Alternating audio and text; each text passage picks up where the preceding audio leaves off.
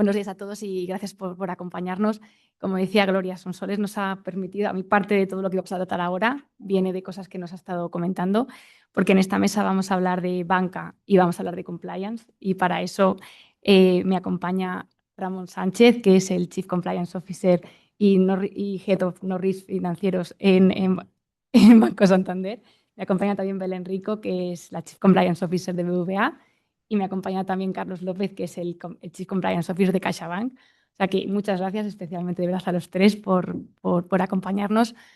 Entonces, como veníamos diciendo y como punto de partida para situar un poco el contexto, la evolución que ha habido en el compliance en banca en los últimos años, yo creo que ha sido muy grande. Creo que hemos pasado de una función, cuando hablaba Gloria, ¿no? Cuando empezamos, ¿no? Cuando una función de control, una función que nos preocupábamos sobre todo por el control, a tener un rol cada vez más activo en la propia organización. Pasamos de funciones muy técnicas a funciones mucho más estratégicas, ¿no?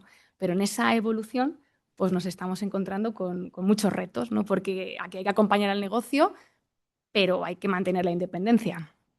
Hay que influir, pero hay que influir desde esa segunda línea. Hay que volcar todo esto en que le llegue al consumidor, que le llegue al cliente y que realmente podamos defender al cliente como esperan los supervisores, ¿no? Entonces, todo esto me gustaría ponerlo un poco en nuestra mesa redonda que tenemos aquí, abordando un poco a poco, ¿no? Primero, y volviendo a lo que empezaba diciendo Sonsoles de las líneas de defensa, vamos a empezar por dónde está la gestión del riesgo día a día, ¿no? Y también el rol del consejo, que esto es algo fundamental, que cada vez tenemos más. Y luego, si os parece, podemos pasar a qué hacemos, ¿no? Para que desde la función de Compliance Officer, para que esto funcione. Y luego un tema que también ha salido y este equilibrio, cómo lo mantenemos con la tecnología y con todo lo que está pasando, ¿no? Entonces, si os parece, pasamos a esta primera fase, parte del bloque, que me gustaría, Ramón y Belén, preguntaros a los dos, ¿no? Hablamos mucho y leemos mucho que la primera línea es la gestora del riesgo, pero esto en la práctica, desde la posición que tenéis, ¿cómo lo veis? Ramón, por Buenos ejemplo. días, Javier, y a todos vosotros y vosotras, a Sonsoles. Sí, me ha encantado tu presentación, esa visión de la gestión integral del riesgo, ¿no? Y cómo todos los extremos se juntan, lo has comentado tú también. Yo creo que es un desafío para la función de cumplimiento tener esa capacidad de tener una sombra con una cobertura, ¿no? De todos los riesgos de los que hablabas, ¿no? Y buenos días a mis colegas. Un placer estar con vosotros hoy otra vez. Sobre la primera pregunta, o sea, la función de la primera línea, un poco en línea con tus comentarios, más que nunca, en un entorno como el que estamos viviendo, ¿no? De riesgos geopolíticos que tienen consecuencias en el cumplimiento y en el riesgo operativo e impactan a nuestros clientes, ¿no? Estoy pensando, por ejemplo, un ajuste en una política de crédito a partir de una crisis energética provocada por el estrecho de Hormuz lleva a políticas de preconcesión diferentes desde un punto de vista de crédito y cómo ejecutas eso de manera que no generes un proceso de discriminación, ¿no? Una cosa así sencilla, se me ocurre ahora sobre la marcha que puede ocurrir, ¿no? El cambio de los hábitos de consumo, la digitalización, la competencia. Entonces, más que nunca, y es un poco la visión que tenemos en Santander, o sea, necesitas que la primera línea pues, tome decisiones rápidas y que esté sensibilizada con este marco general de riesgos en la ejecución de sus prioridades, ¿no? Entra el tema de la cultura como algo fundamental. O sea, no podemos llegar a todas las esquinas.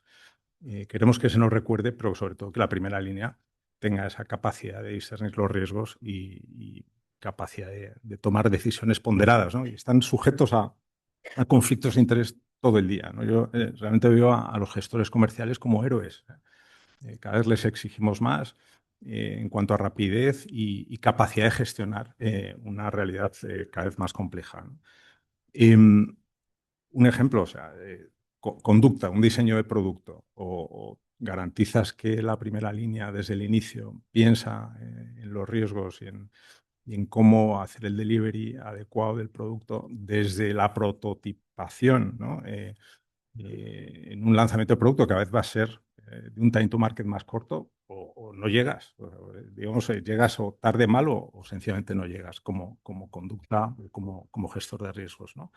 Entonces, aquí yo os dejo una idea. O sea, el desafío nuestro, además de tener a la primera línea muy concienciada y darle esa accountability, es también estar desde el inicio, ¿no? en las decisiones de negocio, ¿no? En el prototipado de productos, por dar un ejemplo, y que realmente estemos en ese punto embrionario y que no lleguemos al final a dar nuestra opinión. O sea, ese es un poco el gran cambio que yo veo, es primera línea, pero junto con la primera línea estar nosotros en el inicio de las discusiones, ¿no? ¿Vosotros? Sí, buenos días. Muchas gracias, lo primero, por la invitación. Enhorabuena, Sonsoles, porque la verdad que ha sido un ejercicio. Ha sido un ejercicio de claridad la presentación y nos va a ayudar mucho a las entidades a entender esas expectativas del supervisor.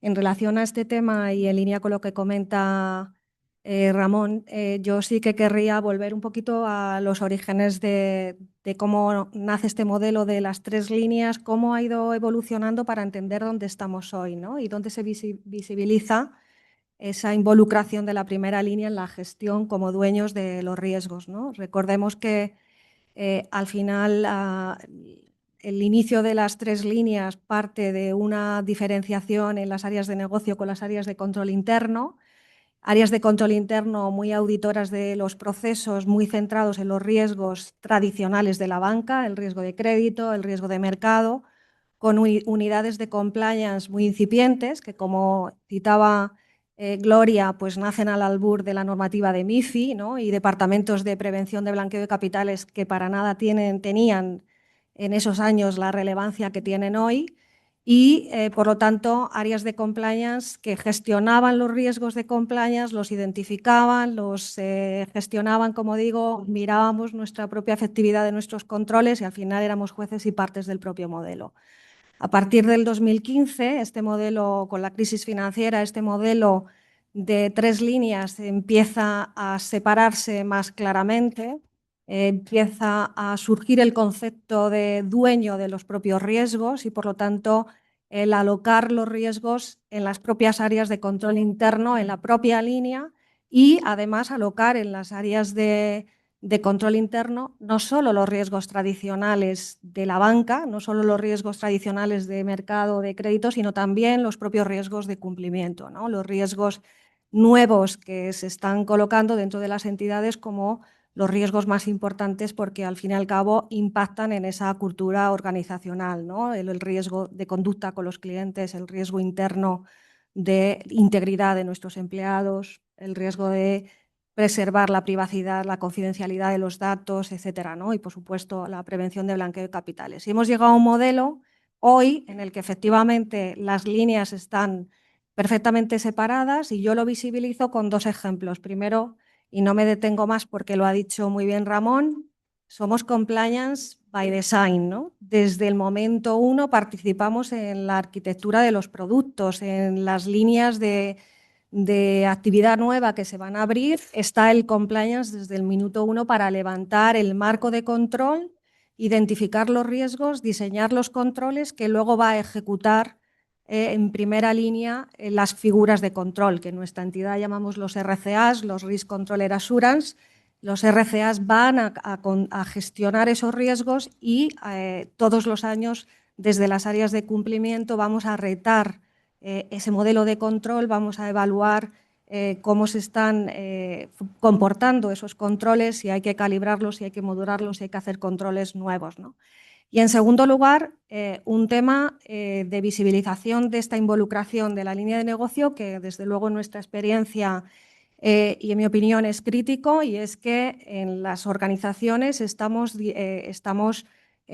fijando límites y management limits, controles, KPIs de los riesgos no financieros, ¿no? De los riesgos de cumplimiento. Gestionamos a través de los KPIs los riesgos en materia de prevención de blanqueo de capitales, cómo estamos gestionando la actividad sospechosa, qué riesgo de conducta con los clientes tenemos, cuántos seguros cancelamos en 3 meses y nos puede dar un indicio de que ha podido haber una venta, entre comillas, no adecuada al perfil del cliente porque ha desistido del producto en un mes, etcétera, etcétera. Y lo importante de esos KPIs es que esos KPIs están en el ADN de la organización, se reportan en el ámbito de negocio porque impactan en el RAT del banco, impactan, por lo tanto, en última instancia, hasta en las necesidades de capital que tenemos, con lo cual la visibilización de esa involucración de la primera línea ha pasado del papel a las conversaciones en el área de negocio, porque cuando el máximo responsable de negocio, incluso el CEO, pues se sienta con los country managers de los países o se sienta con los comités de dirección de los países, lo que le pide no es solo la evolución de la facturación, no es solo ver cómo va la cuenta de resultados, no es solo ver cómo está el banco desde el punto de vista de solvencia o de prudencia, sino cómo ese negocio se está desarrollando dentro de esos KPIs de riesgos no financieros, ¿no? De esos KPIs o management limits en el ámbito de los riesgos no financieros y, por lo tanto, cómo estamos haciendo un negocio realmente responsable y que respete esos límites, exigiendo responsabilidad a la propia primera línea en el cumplimiento de esos controles, ¿no? Prevenir el blanqueo de capitales no es una cuestión de compliance, es una cuestión de toda la organización, de la primera línea, por supuesto, y de toda la organización que se involucra en ello. Sí, como comentabais, efectivamente esa gestión del riesgo es en primera, ¿no? Pero a mí me gustaría preguntarte, Carlos, oye, ¿qué rol tiene el Consejo, ¿vale? Para que esto ocurra, para que realmente sea la primera la que gestione el riesgo, porque muchas veces... Gracias, Itziar. Y muchas gracias por la invitación. A ver, yo creo que, bueno, evidentemente es muy obvio que el Consejo tiene un rol esencial. Digamos que yo diría que el Consejo tiene dos grandes retos.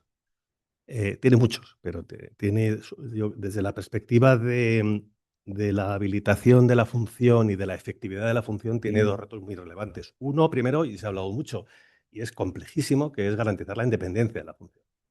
Y evidentemente al final muchas veces surge el debate de si si el compliance officer tiene que depender directamente del Consejo. Y la verdad es que me surgen muchas dudas. Es decir, me surgen muchas dudas porque es verdad que el Consejo, y al menos en la percepción, y hablo no solo por mi experiencia personal, sino que cuando hablamos entre nosotros lo visualizamos igual, ¿no? El Consejo no está en el día a día, no está y necesita, si la función de compliance tiene que estar en el día a día, metida dentro de todos los engranajes del modelo de negocio, del diseño de productos, de la comercialización, etcétera, ¿no? Con lo cual, al final, una independencia pura del Consejo, exclusivamente del Consejo, garantiza una enorme independencia, pero yo creo que le aleja un poco de la realidad del día a día, ¿no? O al menos, yo creo que es un tema también cultural, ¿no? Que este es el otro aspecto que me parece fundamental. Es decir, yo creo que el Consejo lo que tiene que asegurar es garantizar la independencia de la función, es decir, independencia no solo es que el nombramiento tenga que pasar por una comisión del Consejo y que no, sino sobre todo yo creo que la independencia se obtiene, por supuesto, básicamente que tanto el nombramiento, el cese, la retribución, etcétera, se fije bajo criterios del propio Consejo y por decisiones del propio Consejo y que evite, lógicamente, que la función pueda verse mermada precisamente por miedo a la represalia de la propia dirección. Pero yo creo que además de eso, el Consejo tiene que garantizar, y esto no es tan claro, o por lo menos no es tan efectivo ni tan visual, pero tiene que garantizar que la función esté donde tiene que estar y tenga las facultades que tiene que tener y la autoridad que tiene que tener. Y eso es algo que tenemos que conseguir nosotros, evidentemente, con nuestra actuación, pero también nos tiene que ayudar el Consejo, porque evidentemente si no, al final seríamos una especie de Robin Hood luchando contra un montón de elementos contra los que seguramente no conseguiríamos mucho, ¿no? Entonces, yo creo que ese rol es fundamental. Y luego hay otro tema que lo ha comentado Sonsoles, yo creo que esto saldrá, y ya lo ha comentado Belén, yo creo que lo comentamos todos, y lógicamente, pero a mí me parece que es vital y fundamental y es la piedra sobre la que se debe soportar todo, que es el tema de la cultura corporativa. El tema de cultura, de verdad, o sea, podemos hablar de tres líneas. El modelo de tres líneas está fenomenal. Yo creo que es un modelo que atribuye responsabilidades a diferentes funciones dentro de una organización, pero tampoco podemos quedarnos en una especie de silo donde yo hago esto, yo me convertiré en un policía que esperaría que alguien haga cosas para luego darle un palo. Esto no tiene ningún sentido. Esto es un modelo absolutamente arcaico que ya afortunadamente abandonado hace mucho tiempo. Nosotros tenemos, no uno, sino digo, no, lo iba a decir más no, porque no tenemos más que dos, un pie metido en la primera línea sistemáticamente. Y esto tampoco es algo que nos contamina ni nos merma nuestra independencia si de verdad tenemos garantizado por el Consejo esa independencia. Pero lo tenemos porque muchas veces lo necesitamos. Hemos hablado de blanqueo de capitales. Se habla mucho y evidentemente cuando hablamos de bancos, cuando hablamos de compliance en bancos, el primer reto está cambiando porque el tema de conducta se está empezando a comer un poco, le está empezando a comer el terreno desde un punto de vista de sensibilidad supervisora, como también ha comentado Sonsoles, y es verdad que lo estamos viendo, pero es verdad que cuando hablamos de blanqueo de capitales, no sé, preguntaros qué haría una oficina bancaria de las vuestras, los que estáis en banca, con las alertas de blanqueo que saltan y que revisamos nosotros y que son responsabilidad de la primera línea, o que buena parte es responsabilidad de la primera línea. Es decir, el modelo de 3 líneas funciona, pero para ello necesariamente tenemos que abandonar nuestra ubicación exclusiva de segunda, meternos un poco en primera, crear esa cultura corporativa, garantizar que los procesos tienen involucrados los criterios de compliance.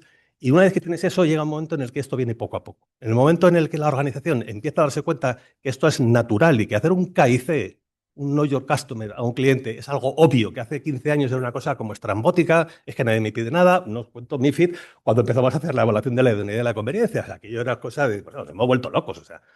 Bueno, pues esto hoy es algo natural. No es fácil porque sigue siendo un poco complejo desde el punto de vista de proceso, pero es algo natural. ¿Por qué? Porque lo hemos metido en nuestro proceso, porque las máquinas no te dejan contratar un producto de inversión sin antes haber evaluado la conveniencia, la idoneidad del producto respecto al cliente, sin antes haber. Es decir, y esto yo creo que es lo que precisamente, para lo que precisamente el Consejo nos ayuda. Es decir, crear cultura es dar medios para que esto ocurra, garantizar la independencia de la función y luego, sobre todo, que al final la cultura, pues evidentemente, como siempre se dice, viene de arriba. Si nosotros nos quedamos afónicos explicando lo importante que es no asumir determinados riesgos y resulta que quien tiene la influencia más potente desde su punto de vista jerárquico dice exactamente lo contrario, porque de arriba el mensaje que viene es contrario, evidentemente nuestro trabajo es inútil y evidentemente no conseguiremos. Por tanto, la función del Consejo a mí me parece fundamental. Otra cosa distinta es que los consejos, deberíamos preguntarnos todos en general, y es una pregunta de verdad que no quiero personalizarlo en nada en concreto, ¿no? Pero deberíamos preguntarnos si la composición de los consejos está verdaderamente ajustada a la gestión de estos riesgos. Los perfiles no son necesariamente seguramente los más apropiados a veces. Los riesgos asociados a la función de compliance han llegado hace poco tiempo, llevan muy poco tiempo entre nosotros. Los consejeros que vienen del mundo puro financiero, hay muchos que tienen una experiencia enorme, también hay muchos, o que tienen experiencia en auditorías, etcétera, pero en realidad cuando a veces. Y evidentemente esto va cambiando, pero es cierto que cuando subes y reportas al Consejo, que es algo fundamental, que estemos permanentemente informando al Consejo sobre la realidad de los riesgos, a veces te miran como las vacas al tren, ¿no? Y decir, bueno, oye, es que esto tiene una realidad. Vuelvo a repetir que esto ha cambiado mucho, pero yo creo que todavía nos queda recorrido, ¿no? Por tanto, bueno, yo creo que hay una connivencia con el Consejo que tenemos que construir nosotros, que la organización nos la tiene que dar, y esto es lo que va a permitir pues que las cosas avancen y que la función sea reconocida y que tenga sobre todo la autoridad suficiente para poder decir no a esto, sí de esta otra manera, o no rotundo, porque esto que me estás planteando es inviable, y esto no sea un drama, no sea un drama o que tenga un precio personal excesivo. No, gracias, Carlos. Has tocado ahí un punto, esto de que los consejeros tienen que estar formados, pero yo comentábamos justo ayer que yo estaba ayer en San Cugat y hablábamos un poco de la dificultad para muchas veces nosotros mismos, esos riesgos emergentes que van surgiendo, pues imagínate la dificultad para que también el Consejo entienda sobre riesgos en los que muchas veces haría falta un especialista para entender específicamente eso, pues cómo eres capaz, y ahí entro ya en las funciones que tenemos como compliance, cómo también nosotros desde compliance podemos ayudar incluso a formar específicamente sobre determinadas cosas. A mí me gustaría preguntarte ahí, Belén. Digo, es que perdón. puedo Sí, por favor. aguantar, digo. Es que no te veías. Es una idea estupenda. Tenemos que tener un lema de pon un compliance officer en su consejo, ¿no? vamos preparando ya nuestra Oye, prejubilación o jubilación. La EVA ya lo dijo, ¿eh? Lo Sí. dijo con las directrices de Pero- blanqueo del 22. Solo añadir un punto. O sea, esta mañana, por ejemplo, he estado revisando un email que le estoy enviando al Consejo a través de Gobierno Interno con cambios a mis objetivos de 2026. El Consejo tiene también ese papel del oversight del compliance officer y de garantizar que nuestro programa de cumplimiento y nuestras prioridades realmente están alineadas con las prioridades del Consejo, de la Comisión de Riesgos. Lo digo porque esto, vamos, lo he No, respondido no, esta está mañana. claro. Y pasamos de lo que hablábamos, ¿no? De ya que Y estamos. hemos tenido varios debates, como decía Carlos, porque a veces en el Consejo no se entiende bien el papel que haces cuando tú dices, oye, programa anual de compliance. Pues, ¿qué es eso? ¿No? Entonces tú te lo conoces bien, pero luego desgranarlo y decantarlo para que realmente refleje lo que el Consejo espera es parte también de nuestro papel, ¿no? de comunicadores, ¿no? Sí, Perdona, Diego, disculpa, porque lo que pasa es que esto, aunque sea simplemente enunciarlo, ¿no? O sea, yo creo que hay una cierta percepción, digo, el propio Consejo. Oye, hay una cierta tendencia regulatoria a que en el mundo de prevención de blanqueo, la EVA ya dijo, y el reglamento ahora, que tiene que haber un consejero bueno, luego se redactó de una manera un poco peculiar en el reglamento que se ha quedado un poco más descafeinado, pero en principio la idea era que haya un consejero tal. Dora, que habéis comentado antes, Dora tiene que tener, es decir, hay una cierta tendencia a que la propia normativa le eleva hasta el consejo y hasta una figura dentro del consejo. Al consejo dice, no, oye, nosotros tenemos una capacidad limitada para gestionar todo esto, ¿no? Y la verdad es que esto es otro desafío también para los propios consejeros, ¿eh? El hecho de que se les exige que estén en la estrategia, se les exige que estén en el control de riesgos, se les exige que estén en la supervisión, y va a ser nuestro modelo donde es además de supervisión, etcétera.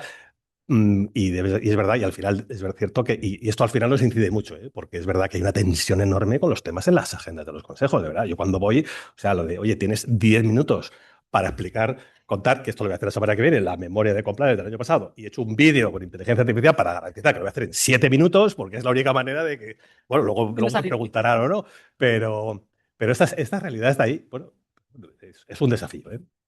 bueno, y estamos viendo muchas cosas que estamos viendo de lo estratégico de la función, como decíamos al principio, ¿no? Ya o sea, hemos hablado de muchas cosas, Belén, pero sí que quería preguntarte, ¿hay algún punto más que consideres que como compliance podemos aportar valor? Estamos diciendo continuamente, seguro que me dices, pues en todo lo que... Pero para volver a la idea que decíamos al principio, ¿no? De, oye, en función de control, esto ya a la hay, como tú hablabas, de KPIs, pero ya tenemos otras muchas... Bueno, sí, de hecho, este es uno de los temas que a mí personalmente siempre más me obsesiona, ¿no? Como trabajamos en entidades bancarias con el ratio de eficiencia, ¿no? De cuántos recursos tienes en función de lo que aportas, etcétera, etcétera, pues siempre me pregunto dónde está realmente nuestra aportación de valor. Primero, cuando miro a un lado, tenemos una línea 3 con la autoridad y la independencia que tiene la función de auditoría, que continuamente pues, está haciendo ejercicios de revisión de nuestros procesos, cada vez más interesados, obviamente, por los riesgos de cumplimiento, entre otras cosas porque suelen ser observaciones que se incluyen por los propios supervisores. Hoy tenemos que hacer informes de auditoría periódico en materia de AML, en materia de conducta, de publicidad, etcétera. Y por lo tanto están asumiendo funciones de identificación de riesgos y comprometiendo a la organización a planes de remediación. Miro para otro y tenemos lo que yo llamo una línea 4, ¿no? Que son los supervisores a los que estamos expuestos, con continuos ejercicios de revisión que terminan, en el mejor de los casos, siempre pues, con un plan de remediación ante el levantamiento de esas áreas de vulnerabilidad que podamos tener a las entidades. Y miro hacia otro lado y tenemos pues, potentes equipos jurídicos, ¿no? Mis queridos compañeros legales que al final están velando porque las nuevas líneas de actividad, los nuevos servicios, etcétera, toda la actividad se haga dentro del marco legal. ¿Qué espacio nos queda a los compliance? Muchas veces me pregunto que no sea reportar todas estas debilidades, seguir estos planes de recomendación que otras líneas han estado detectando, ¿no? Pues la respuesta para mí en esto es que tenemos un camino, tenemos muchísimo espacio y para mí el punto crítico es la prevención, ¿no? La detección temprana que puede hacer un compliance, la anticipación que puede hacer un compliance. Este es el punto crítico que siempre nos pide el Consejo, que siempre nos piden los comités de dirección la alta dirección en el grupo, ¿no? Y esa detección temprana de estas áreas de vulnerabilidad, antes que nos lo diga la CNMV, que nos lo diga el Banco de España, que nos lo diga el auditor, esa detección temprana yo la veo, por ejemplo, en 3 líneas, ¿no?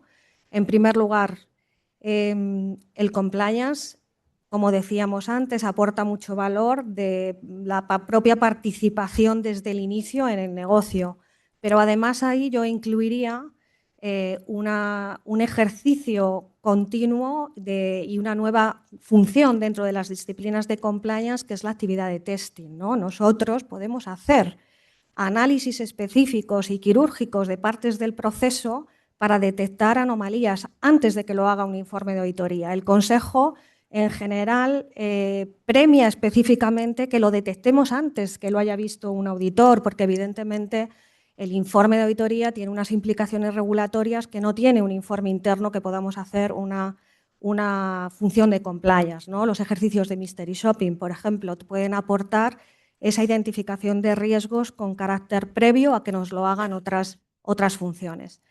En segundo lugar, un tema crítico también dentro de la detección. Somos los especialistas en calibrar el riesgo. Somos los especialistas en saber hasta qué punto estos riesgos que ha detectado una tercera línea, que nos ha dicho en una relación de hechos la CNMV, en un escrito de observaciones el Banco de España, hay que saber modular la gravedad de todas las observaciones que nos han dicho, porque los recursos para trabajar, las manos para trabajar, para implementar medidas tecnológicas no son infinitos, tenemos que priorizar. Tenemos que priorizar recursos, tenemos que priorizar inversiones y, por lo tanto, tenemos que ayudar a la organización a priorizar en base a la calibración del riesgo. Tenemos que ayudar a hacer ese ejercicio de priorización. Y, además, tenemos que ayudar e impulsar a la organización, tenemos que ser aceleradores de aplicar buenas prácticas en la organización. Ahí no llegan los equipos jurídicos. La legalidad es la legalidad, pero las buenas prácticas tienen que ser el aspiracional de nuestra organización y ahí estamos los compliance. Los compliance estamos en mover a la organización a las buenas prácticas que van más allá de la legalidad. Por supuesto, siempre habrá límites, que será que no nos sitúe en una posición competitiva desfavorable, ¿no? Pero es un punto crítico en el que tenemos que estar los compliance. Y, en tercer lugar, en este entorno de la detección temprana, ¿no? Es crítico también nuestro rol de enlace de los compliance de la organización con los supervisores, ¿no? Cuando nos interrelacionamos con los supervisores, al final tenemos una relación recíproca de inputs del supervisor hacia la entidad, que somos el punto de enlace de traducir ese mindset del supervisor en los riesgos de cumplimiento hacia la organización. Y a la inversa, saber explicar a los supervisores cómo funciona nuestro negocio, ¿no? Porque el compliance que no tiene el negocio, que no entiende el negocio, difícilmente va a hacer una calibración adecuada de los riesgos, ¿no? Y va a saber dónde están los riesgos críticos, dónde están los riesgos donde podemos, bueno, pues asumir ese riesgo, porque tolerancia, riesgo cero en las entidades bancarias no existe. Por lo tanto, tenemos que ayudar en esa posición de facilitadores y aceleradores en el negocio a calibrar qué es lo que se puede asumir, qué es lo que no se puede asumir, hasta dónde podemos llegar en la resolución de una observación de un supervisor, etcétera, ¿no? Ahí es donde yo visibilizo el rol tan importante que tenemos los compliance, al margen de los temas que hemos comentado de la transformación cultural, etcétera, en la que yo creo que esto, bueno, nos involucra a muchas más áreas. No, gracias, Belén. Yo creo que nos ha quedado claro que tenemos que estar en muchos sitios y gracias, porque yo creo que lo has enumerado fenomenal. Y uniendo un poco con esa parte que hablábamos al principio del equilibrio que comentaba Carlos, ¿no? Estamos en negocio, tenemos que acompañar al negocio, pero luego está la pregunta de todo el rato de, oye, pero hay que ser independiente. Este equilibrio que suena bien en papel, pues en la práctica… Bueno, es un algo. reto. Es un reto muy importante, pero yo creo que sí. Es decir, al final cada organización es distinta, pero en términos generales necesitamos abandonar ese modelo antiguo. Yo creo que se ha avanzado mucho, sinceramente. Yo creo que ha madurado mucho la función y las organizaciones. No quiere decir que estemos donde nos gustaría, pero, pero es verdad que tenemos que estar muy cerca de la realidad de negocio y tenemos mucho que aportar, de verdad, ¿eh? Mucho que aportar desde el punto de vista de facilitar que las cosas ocurran y ocurran como deben ocurrir y además de una forma sin que esto penalice excesivamente a la actividad comercial. Y ahí es donde, y de verdad, nosotros hemos tenido una experiencia durante años con los temas de precisamente de prevención de blanqueo. Los temas de conducta vienen ahora y ya también han llegado algo más tarde, vamos, algo más tarde. También depende de cada organización, pero es cierto que también han ido desarrollándose. Pero desde el punto de vista de prevención de blanqueo, sí es verdad que yo creo que hemos conseguido implantar procesos que garantizan que dentro de la propia actividad ordinaria el cumplimiento no es algo opcional, sino que te lleva directamente. Y esto al final hace que esa interiorización del modelo cale en la organización. Vuelvo a repetir, veníamos de un modelo muy policial y muy de control, y si aplicamos un modelo de 3 líneas muy excesivamente riguroso, nos vamos a encontrar con ese modelo que yo creo que está superado de, oye, tú haz lo que quieras, no me preguntes, no me quiero contaminar, yo no te voy a decir lo que tienes que hacer, haz lo que tú consideres, que ya vendré yo después con el palo a darte o no. No funciona. Y al final, lo mejor que te puede ocurrir es que te llame un director territorial o un director de una oficina y te haga preguntas pues, que hace unos años no te haría y que ahora mismo forma parte normal. Hace años te pegaría gritos y ahora lo que te dices es, oye, échame una mano a ver cómo resolvemos ese tema, ¿no? Y yo creo que eso es fundamental. Y al final, y vuelvo a repetir, yo creo que es un tema también de cultura, o sea, buscar ese equilibrio. Vuelvo a repetir, no hay modelo tampoco perfecto. O sea, al final hay una parte en el mundo de la conducta, por ejemplo, es un tema súper sensible. Es verdad que nosotros al final siempre transmitimos la idea o tratamos de transmitir la idea entre nosotros y también incluso a las propias organizaciones de que nuestro rol es fundamental por muchas razones, pero una de ellas es porque protegemos a la entidad y a los empleados. No voy a entrar aquí ahora en el tema de la responsabilidad penal, porque evidentemente es fundamental. Es muy sensible y esta sensibilidad además se ha notado desde que cambió la normativa del Código Penal. Pero es cierto que de alguna manera contribuimos a dar seguridad a las organizaciones, a proteger a las organizaciones no solo frente a la sanción administrativa, sino hoy también frente a la sanción penal, que es infinitamente más sensible, por supuesto, la reputacional. Por tanto, este rol. Es verdad pero es verdad que en el mundo de la conducta nos hemos autoatribuido, o se nos ha atribuido, y yo creo que está bien, que no me quejo, pero el rol de protección del cliente. Es decir, el concepto de protección al cliente, y muchas veces te encuentras, quizá también las organizaciones van evolucionando, pero te encontrabas cuando, incluso en el comité en los comités de gobierno de producto, donde aparecían productos donde de alguna manera se plasmaban las bondades del producto y siempre se plasmaban desde la perspectiva de la entidad. Esto es fantástico porque para la cuenta de resultados va fenomenal, esto además nos va a generar unos ingresos de no sé cuántos, y esto además su producto. Y entonces al final siempre andábamos preguntando, oye, ¿alguien ha pensado en el cliente? Si esto es bueno para el cliente o no.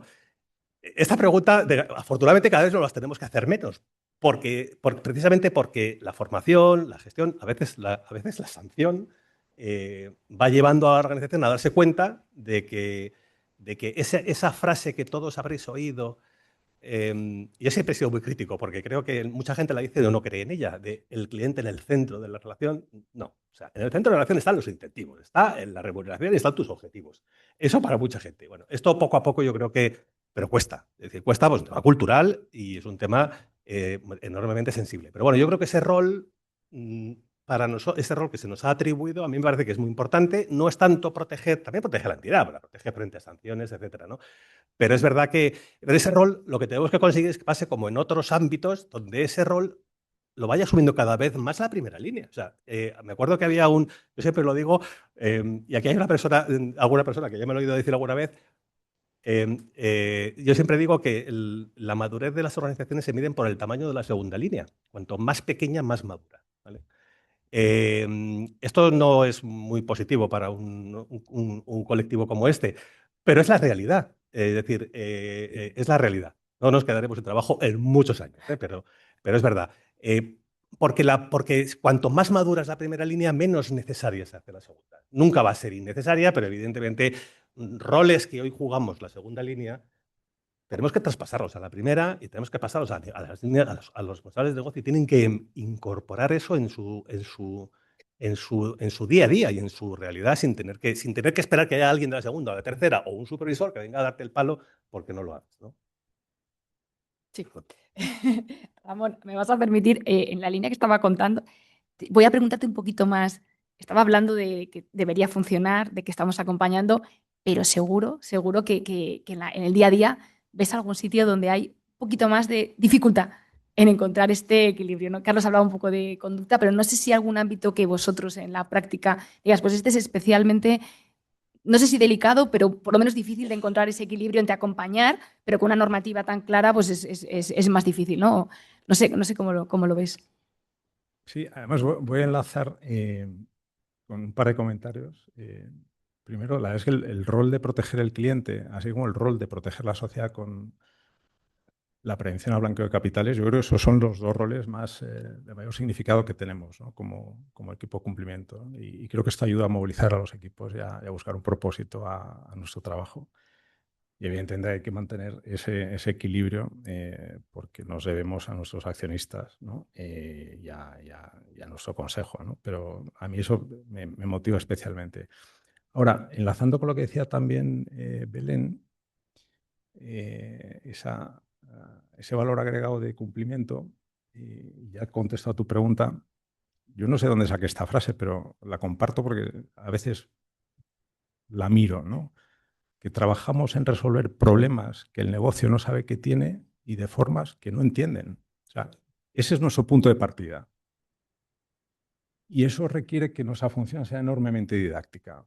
Entonces, quería agregar a lo que has dicho, me ha encantado, me lo he anotado aquí, no pienses que estaba respondiendo mensajes, pero me ha anotado tu framework de valor agregado de cumplimiento y quería agregar algo más que es trabajar en esa traducción simultánea. Creo que somos traductores de riesgos a los oídos y al entendimiento de las primeras líneas, como también traductores de negocio a los oídos y entendimiento de los supervisores. Entonces, ese papel que tú lo has mencionado también tangencialmente me parece fundamental y tiene mucho que ver con la cultura. Respondiendo a tu pregunta, o sea, ¿dónde están los puntos de fricción? Yo voy a empezar al revés. ¿Dónde no hay fricciones? Pues cuando traduces cumplimiento desde la perspectiva de cumplir las expectativas de los clientes. Y eso requiere una cierta elaboración hasta mental, ¿no? Voy a dar dos ejemplos de mi organización. En el banco, en el Santander, toda la lógica de incentivos está orientada alrededor de la mejora del NPS, ¿no? Del Net Promoter Score, o de la satisfacción del cliente y de la reducción de reclamaciones. O sea, si empiezas así, cumplir en materia de riesgo de conducta de comercialización, pues ya tienes medio partido ganado, ¿no?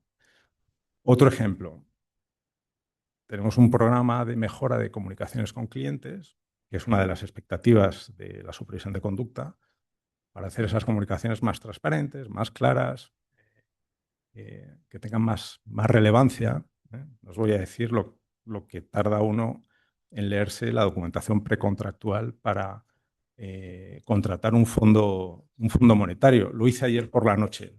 Pasé un WhatsApp al equipo y dije, oye, he tenido mi primera experiencia precontractual. Pues fue realmente llamativo. No digo por Santander, yo creo que todos los bancos nos vemos obligados a compartir esa documentación que difícilmente se lee. Pero bueno, hay que hacerlo. Y ahí enlazo con el tema de la simplificación. O sea, yo creo que tenemos ahí desafíos comunes. Pero volviendo al tema, el programa de mejora de comunicaciones con clientes, que atiende una expectativa supervisora, atiende también la expectativa de negocio, también de que el cliente entienda mejor su oferta de desarrollo, de vinculación y tiene un beneficio comercial. Entonces, a partir del cliente, la fricción se disuelve o se resuelve, pero no siempre ocurre. También donde veo yo puntos donde tenemos que estar especialmente vigilantes, y con esto acabo. Los negocios tienen conflictos en dónde alocar las inversiones de tecnología. Quiero ser muy, muy preciso. lo que llamamos el Book of Work. ¿A dónde dedican sus recursos? ¿A desarrollar un nuevo producto? ¿A adherir a una nueva regulación? ¿A corregir un punto de la inspección de consumo o de crédito responsable? Ahí es donde veo que tenemos que tener una vigilancia estricta como función y mecanismos de escalado y no procrastinar. O sea, esto va a ocurrir, pero cuanto antes salgamos un poco de ese catch-22 que no se acaba por decidir, bueno, y eso se escala, para eso está el Consejo, para eso está el Comité de Dirección o la Comisión Ejecutiva. Y bueno, cuando veas ese tipo digamos, de dilemas no bien resueltos, y por bien digo, atender la regulación es condición sine qua non, y tenemos un apetito de riesgo cero, pues hay que escalarlo y resolverlo. Pero esos conflictos existen, ¿no? Sí, sí, efectivamente, como decías, existen y es verdad que, bueno, parte también de nuestro papel pues, que se minimicen, como que has dicho, ¿no? A lo mejor dándole la vuelta a las cosas y empezando en otro sitio, pues lo podemos minimizar. Pero has empezado a hablar del tema de la tecnología, ¿no? También nos contabas, nosotros, lo importante, el papel que tiene, ya, pero, y es verdad que lo tiene, pero también como tenemos que gestionar riesgos nuevos, nos pasa que también el riesgo de la tecnología, pues es uno más que cada vez adelanta por la derecha y que nosotros tenemos que gestionar. Y ahí, Carlos, te quería preguntar si nos puedes tu visión, pero desde mucho de gobernanza, que lo hemos hablado mucho, pero existe riesgo, ¿no? O sea, quiero decir, hay riesgo en la tecnología, en donde estamos, ¿no? Porque parece que todos son, o sea, pues que nos puede ayudar mucho y no lo dudo, pero también para gestionar, ¿te parece que dónde está el mayor riesgo en la parte esta tecnológica? A ver, yo creo que la tecnología tiene dos riesgos, usarla y no usarla. O sea, entonces, con lo cual estamos mal. Pero no, es verdad que ya, yo creo que por un lado hay una expectativa clara, una expectativa y una realidad, y es que la sociedad, las organizaciones empresariales, los clientes, los supervisores, todo el mundo espera que que nuestros modelos comerciales, los modelos de supervisión, de control, etcétera, utilicen tecnología. Yo creo que esto es algo, es una expectativa a la que tenemos que dar satisfacción, evidentemente, como es lógico. Por tanto, no usarla no es una opción. Pero es verdad que usarla también evidentemente, también entraña riesgos en la medida en la que la tecnología incorpora factores de riesgo, especialmente en cuanto al uso que se hace de esas herramientas o el abuso que se puede llegar a hacer de esas herramientas, y luego en la confianza ciega que se tenga o que algunos tienen en la tecnología o en lo que la tecnología nos aporta. Con lo cual, al final, es verdad que en todas las organizaciones ya se han incorporado modelos de gobernanza que tratan de poner al hilo en el mundo en el mundo de las áreas tecnológicas, en el mundo de las áreas jurídicas y el mundo del área de compliance, tratar de aunar esfuerzos para garantizar que haya una gobernanza que garantice el uso adecuado de la tecnología, los fines para los que se usan, que sean fines éticos, que hayan políticas, normas y procedimientos que garanticen que ese uso es adecuado. Y eso yo creo que todas las organizaciones hoy lo tienen incorporado de una forma muy, muy robusta. Si esto luego está más o menos liderado por una u otra función, al final depende mucho de la estructura, de cómo estén organizadas las estructuras y las entidades. Pero es cierto que compliance, la función de cumplimiento, tiene lógicamente un rol muy significativo aquí, junto con los DPOs, junto con la gente de ciber, con la gente de tecnología. Y en eso trabajamos todos con más o menos. Lo que es cierto es que al final el problema, digamos, quizá el problema más serio, no ya tanto desde un punto de vista de gobernanza, que al final la gobernanza trata de incorporar modelos de gestión y modelos de control robustos, aprovechando, digamos, experiencias que tenemos en otros ámbitos. Pero yo creo que el gran problema que nos está aportando la tecnología precisamente es que la flexibilidad que da en los procesos, en todos los procesos, nos expone a unos riesgos enormes. Se ha comentado antes en la ponencia de Sonsoles, se ha comentado un tema que se está insistiendo mucho porque es obvio, que es el tema del fraude, y evidentemente el crecimiento exponencial del fraude viene fundamentalmente motivado porque el uso de la tecnología ahora permite hacer cosas que eran absolutamente impensables. Y a esto hay que dar respuesta. Y es muy complejo. Y bueno, no voy a repetir lo que he hecho en Sonsoles, pero yo creo que está clarísimo que hay muchos temas de sensibilizar, formar a los propios clientes y a los propios empleados, Y eso forma parte, digamos, de esa gobernanza que tiene que garantizar que tenemos herramientas tecnológicas para detectar y para detectar posibles casos de fraude o de mal uso o de uso indebido de las herramientas de la tecnología. Y esto hoy, bueno, y que sobre todo que el uso que hacemos de esta tecnología está conforme con estándares que la propia organización tiene que marcar en su propio código ético y en las propias normas que se aplican, ¿no? Con lo cual, bueno, yo creo que es un reto enorme, es algo que a lo que tenemos evidentemente que dar respuesta, y esto nos tiene a todos ocupados día sí, día Y también. preocupados, efectivamente. No, pero como decías, es un riesgo en sí mismo, pero además es que amplifica o puede otros riesgos muchísimo. Entonces, es verdad que el impacto es muy grande, porque yo no sé si a gran escala, Ramón, vosotros en este riesgo, porque ya no solo tecnológico, sino hablamos ya de transformación, o sea, para gestionarlo de una forma, porque todavía entiendo que es más complejidad, pues estamos hablando de más geografías, de más escala. ¿Cómo lo estáis viendo? Sí, o sea, y enlaza con lo que comentaba Carlos. Creo que todas las instituciones, ¿no?, que estamos aquí, todos los que estáis sentados, estamos pasando por procesos de transformación acelerados, ¿no? Ya sea acelerando la digitalización de la oferta de productos y servicios, simplificando el modelo operativo de las oficinas, implantando plataformas globales, en el caso de Santander, ¿no?, la plataforma de tarjetas, la app. O sea, todo esto puede tener consecuencias, ¿no? Y derivadas por ejemplo, en el riesgo de conducta de comercialización, en la continuidad de los modelos de control, ¿no? En el cumplimiento regulatorio. O sea, hay derivadas. Pues por eso la gestión de lo que llamamos el riesgo de transformación tiene una parte tecnológica, es fundamental. Y aquí, un poco, ¿cómo lo hacemos? Que era un poco tu pregunta. Foco en el cliente, cultura de riesgos y accountability en la primera línea. Es que es la receta mágica, pero lo difícil es implantarlo. Lo que hemos llegado un poco a definir es, oye, primero seleccionemos los procesos de transformación, algunos estratégicos más relevantes, ¿no? Tiene que ver con el risk-based approach que también comentaba Sonsoles. Segundo, primera línea, analiza los riesgos de transformación.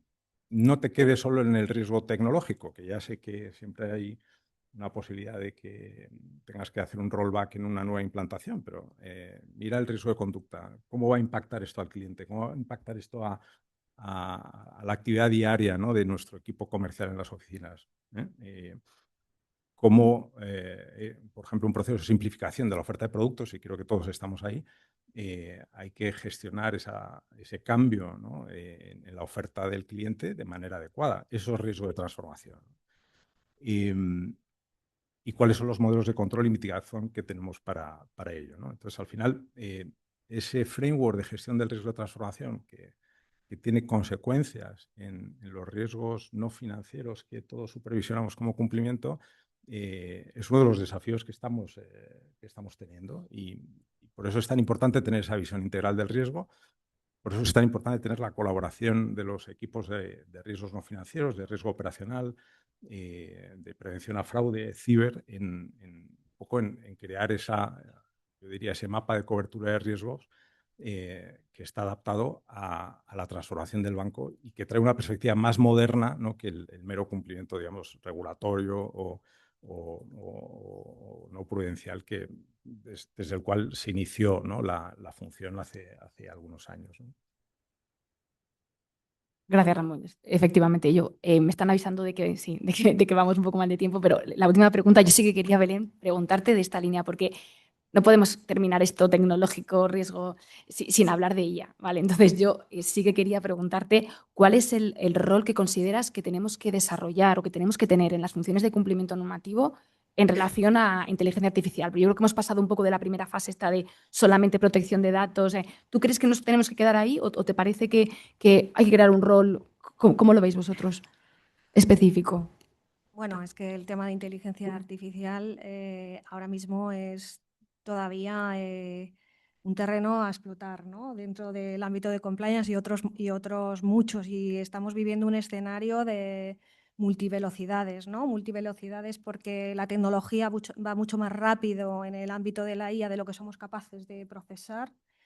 porque la regulación, pues hay una cierta dispersión en el ámbito global, en el sentido de que, bueno, Europa ha optado por un modelo garantista con un reglamento, pero donde están los grandes players, China, Estados Unidos, tienen un modelo que nada tiene que ver con el reglamento comunitario, ¿no? Y por último también porque, bueno, los proyectos y la realidad va más deprisa de lo que podemos asumir, en el sentido de que, bueno, pues hay organizaciones que estamos a la carrera de la implantación de sistemas de inteligencia artificial y el negocio, la tecnología va time to market, asumiendo una cierta inseguridad jurídica a la hora de abordar esos proyectos, ¿no? Yo aquí lo que considero como rol de compliance que está en el entorno de la definición, porque ahora se está trabajando todos a una, ¿no? Es que deberíamos volver un poco casi a los básicos de lo que los grupos de expertos en la Unión Europea llaman la IA fiable, en el sentido de que la IA, y eso es el rol que creo que los compliance tenemos que abordar, el llevar a nuestras organizaciones a que la IA sea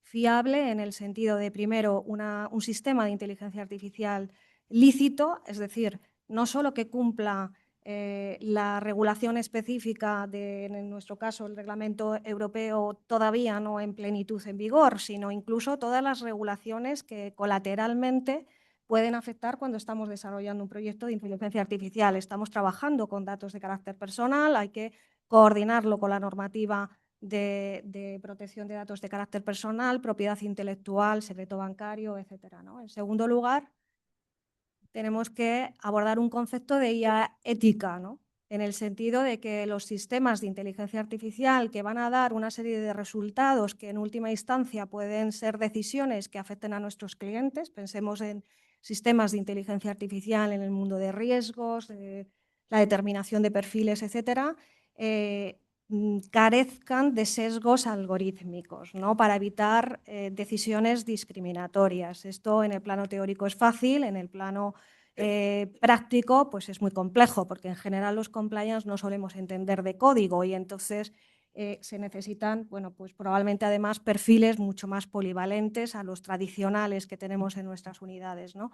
Y en tercer lugar, tenemos que abocar a que los sistemas de inteligencia artificial que vamos a desarrollar sean robustos, ¿no? Licitud, ética, robustos. ¿Qué quiere decir en este marco? ¿No? Que sean explicables, que el sistema de inteligencia artificial responda a principios de trazabilidad y de explicabilidad, porque tenemos que ser capaces de explicar a Banco de España, tenemos que ser capaces de explicar a terceros por qué el sistema ha llegado a una determinada conclusión que en última instancia pues puede tener un efecto para nuestros clientes o para nuestros propios empleados, ¿no? Con lo cual, esto son los drivers que tenemos que seguir apoyados en tres palancas que ya en parte tenemos: una gobernanza del dato, el sistema de inteligencia artificial va a depender su calidad de la calidad del dato con el que trabajamos. Por lo tanto, la gobernanza del dato para preservar que los datos que se utilizan, primero, son los necesarios y son datos de calidad y, por lo tanto, el sistema, bueno, pues va a estar correlacionada su calidad con la del dato, ¿no? En segundo lugar, un principio al que ya estamos acostumbrados en las áreas de compliance, pero que también viene al hilo de la regulación de la IA, ¿no? El principio de transparencia. Cuando vamos a utilizar sistemas de inteligencia artificial que van a tener un determinado resultado o consecuencia, el cliente tiene derecho a saber que detrás ha habido un sistema de inteligencia artificial, ¿no? Hay que dar transparencia al sistema que detrás se está utilizando. Y tercero, muy importante, los compliance tenemos que velar porque no se pierda la supervisión humana, el human in the loop, ¿no? El reglamento de prevención de blanqueo de capitales que entrará en vigor en el 27 lo dice expresamente, por ejemplo, para el ámbito de la prevención de blanqueo de capitales, que si vas a utilizar sistemas de inteligencia artificial, por cierto, una de las áreas donde estamos más optimistas con los proyectos de sistema de inteligencia artificial que nos puedan optimizar, ¿no? Nuestros escenarios de monitorización, nuestras alertas, etcétera, pues esto obliga específicamente a que haya una supervisión humana, pero no nos lo tiene que decir el reglamento, ¿no? Es que dentro de lo que son estos principios que decía de la IA, tiene que estar como palanca la supervisión humana dentro de los sistemas que vamos a poner en funcionamiento para nuestros clientes, para nuestra organización, etcétera. ¿Cómo la vamos a usar? Bueno, pues ponía el ejemplo de blanqueo de capitales, pero se va a usar en todos los ámbitos que podamos imaginar, ¿no? Bueno, pues nada, teníamos más cosas y a mí me encantaría continuar, pero yo creo que vamos a hacer una pausa para un café. Me encantaría deciros si os podéis quedar, seguro que alguien, y hay preguntas y en ese networking ayuda mucho pues esos retos que nos hemos dejado por el camino y cosas que habíamos preparado muy interesantes, pero nada, de verdad muchísimas gracias Ramón, Belén, Carlos, gracias a los tres por estar aquí. Gracias a todos por la Gracias a atención y a todos. ti, Iciar, por la coordinación. Y vamos a tomar un cafecito. Volvemos a las 12, Gracias. ¿vale? Gracias.